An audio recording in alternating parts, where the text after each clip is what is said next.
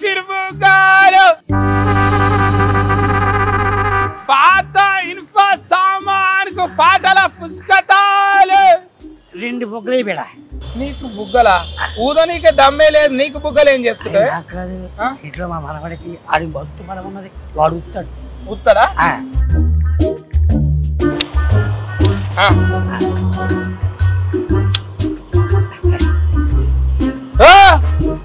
పైసలు ఇవ్వకుండా పోతావు పైసలు పైసలు ఎందుకు అరే మా ఊర్లో సిటీ కింద వాడు ఉన్నాడు ఇస్తాడు మాకు ఫిరీలు ఇస్తున్నాడు ఇవ్వడాడు ఈ చుట్టుపక్కల 4 ఊళ్ళో నేనే ఫేమస్ అమ్మ నీకే సిటీ కింద కూర్చుంటాడు ఓ చూడు పో నాకు ఫోటోకి వచ్చిందా ఇవ్వడాడు నాకు ఫోటోకి వస్తాడు చూస్తాను సంగతి ఇదే మాకు ఇది ఉన్నాయిగా లైట్లు కుర్చీలు ఉన్నాయి అడుగుతావు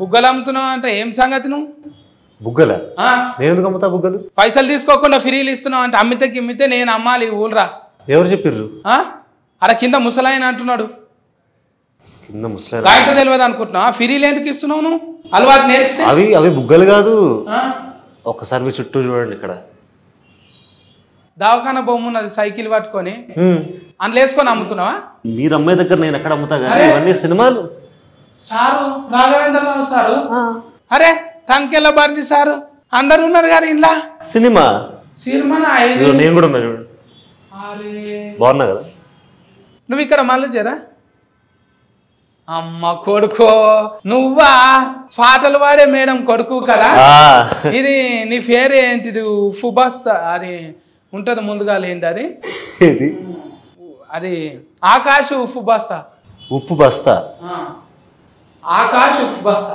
సర్నేమ్ ఉంటది కదా mummy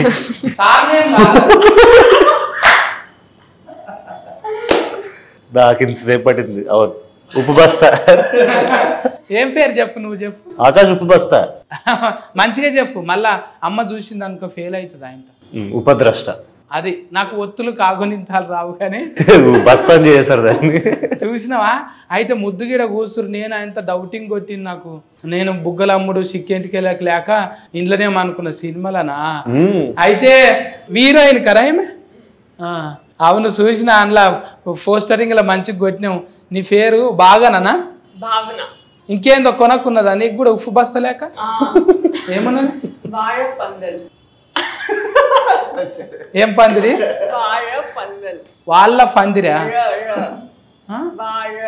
rolling it should be rolling నాకు వద్దు భావన అంటే చాలు ఇంకా డైరెక్టర్ పేరు అయితే పెద్దగానే ఉన్నది చూసిన నేను గంగనా మోనా శేఖర్ గంగన మోని అందరికి ఇవి కొన పేర్లు గమ్మతున్నాయి మీరు పెట్టిన పేర్లు గమ్మతున్నాయి ఆస్తుకు అట్లా కుదిరినాయి శేఖర్ అన్న చెప్పే నువ్వు చిన్నోనివో పెద్దోనివో కరెంటు తీగ లెక్క సన్నమే ఉన్నావు గానీ అది కూడా తీసినావు అంట కానీ పంచతంత్రం పంచతంత్ర కథలు అదేంటిది ఆంకమాలజా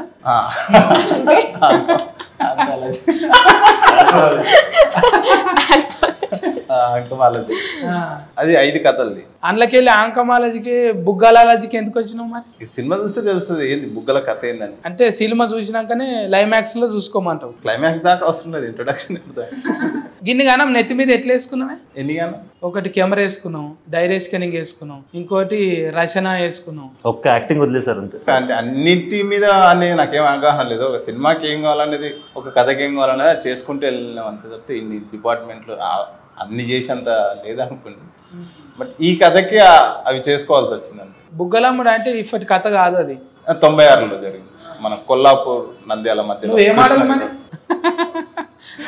88 మోడల్ 88 అవును అంటే చిన్న పిల్లగాని నేను 88 లో చూసి మళ్ళీ 96 కు కథ తీసినావు అంటే 10 ఏళ్ళకే తీసేసి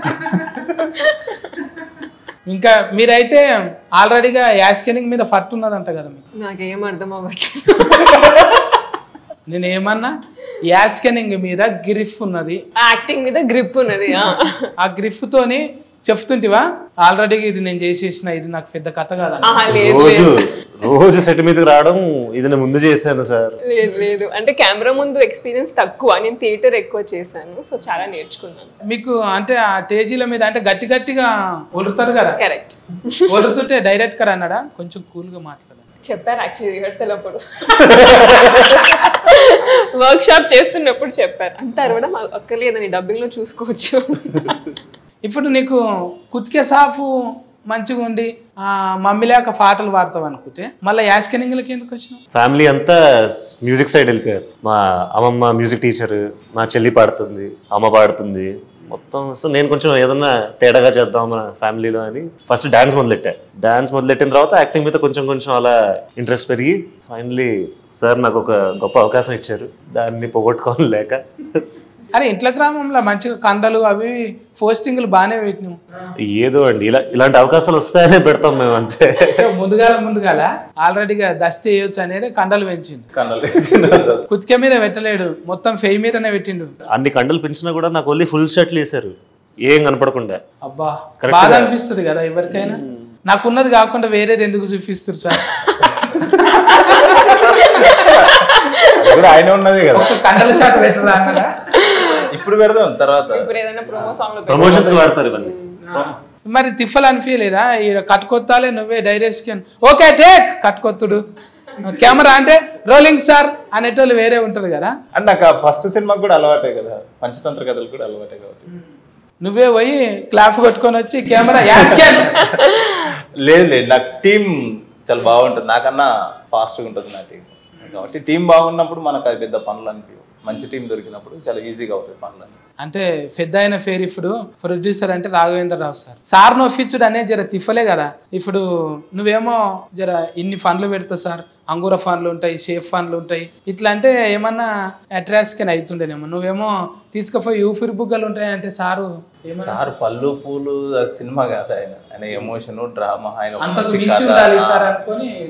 ఆయన సినిమా చూసే విధానం వేరు అది. సో ఆయన కథ మాత్రమే చూస్తాడు, అవన్నీ చూడేటప్పుడు ఒకసారి కథను నమ్మినంటే డైరెక్టర్కి వదిలేస్తాడు, తనే వదిలేస్తాడు. అంటే నీకు ఇన్నున్నాయి కదా, నువ్వు ఫల్టీ టాలెంటెడ్ కదా. పల్టీయా ఇప్పుడు హీరోయిన్కి ఆల్రెడీగా ఇంకేమన్నా డాన్సులు కూడా వచ్చు కదా? వచ్చండి, అన్ని వచ్చు. ఆమె పల్టీ టాలెంటెడ్. అవును, ఇంతసేపటి నుంచి నేను వచ్చిన మరి ఇంత నీళ్ళు తాగుతావా? ముంగట గవ్యాగో ఆ చాక్లెట్లు పెట్టిండ్రు, ఇగో ఈ చాక్లెట్స్ తీసుకోండి.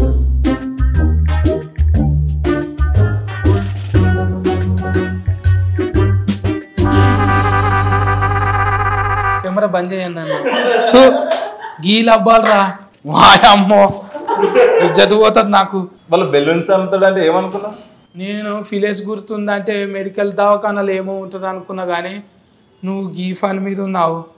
దాని తప్పేముంది? తప్పులేరా? తప్పు అనుకుంటాం మనం, అదే పెద్ద ప్రాబ్లం. ఏంది ప్రాబ్లం? అది పట్టుకున్నాక ఎట్లయితే తెలుసునా? ఎట్లయితుంది? చెయ్యి అంతా నరాలు గుజ్జుతాయి, నీకేమెరక? ఇది నాకు తెలిసిన వాళ్ళు చూడాలి, కానీ సత్తి 2-3 దినాల దాకా మాతో మాట్లాడకు నువ్వు అంటారు. అంత పెద్ద తప్ప అది? మరి కాదా? అదే సినిమా తప్పు అనుకుంటాం మనం, కానీ తప్పు కాదు, అన్నిటికంటే అవసరమైనది అది. 1996లో దాని అవసరం ఏంటి అనేది సినిమా. ఇక ఇదే ఫనా? ఇక ఊరందరికి ఇదే ఫనా? మాకేం పని లేదు.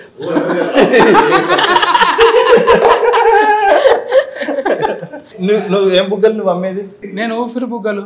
నీదేమో ఆడుకునేది, ఇది వాడుకునేది.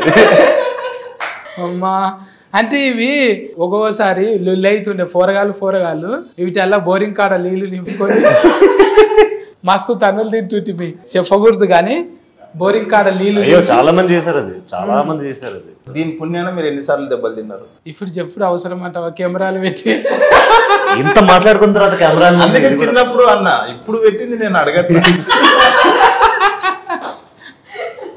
ఇట్లా కెమెరాలు పెట్టి కాదన్న, ఇజ్జత్ అనిపిస్తుంది. అరే అది మంచి టాపికే అన్న, దాన్ని ఎందుకు మనం అంత భూతంలాగా చూడొద్దు? తింటున్నామంట మెడల్ వేసుకొని తిరుగుతాం,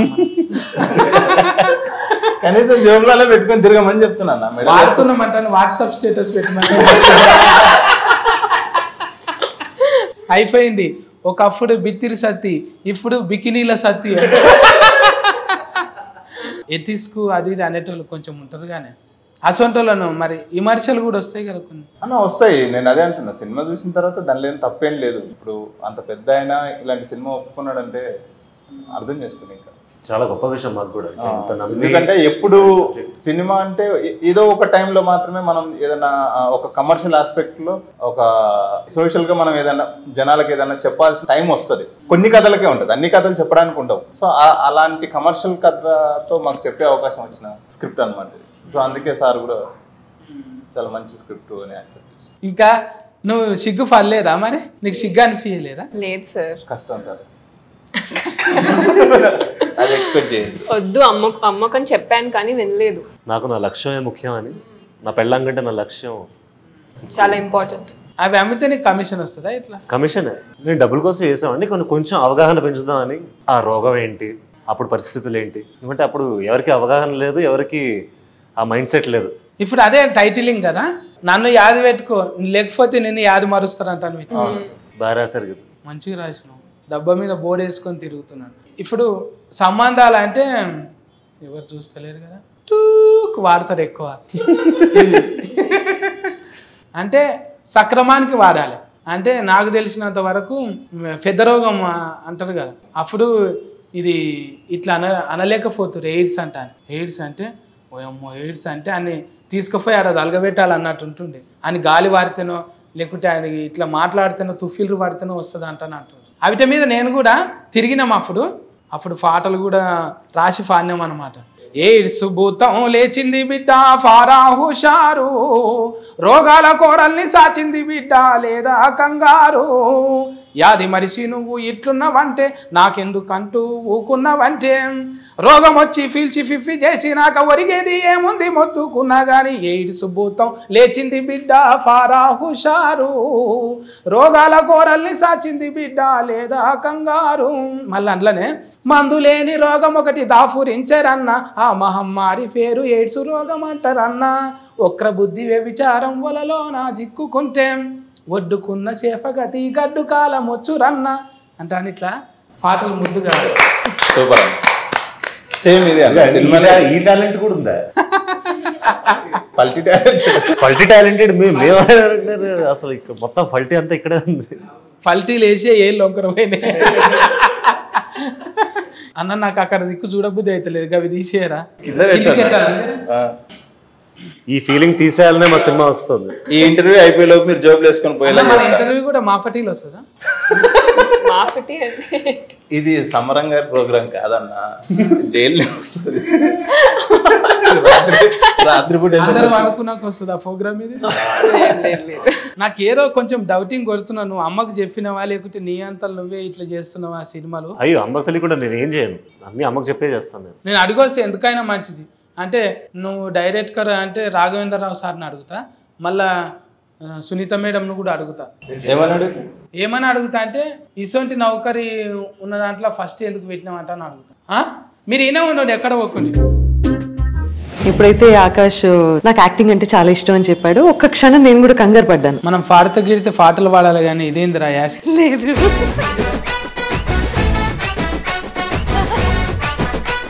ఎక్కువ డాట్కర్లు యాట్కర్లు దగ్గర ఉంటాయి. అంటే చదువుకొని భాష కనీసం ప్రొనౌన్స్ చేయడానికి కూడా తిరిగి రాదు తెలుసా. డాక్టర్ మీరు ఇప్పుడు అన్నారు డాట్కర్.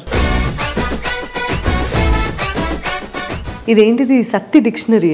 డిక్షనరీ మన సపరేట్ డిక్షనరీ. నమస్కారం సార్.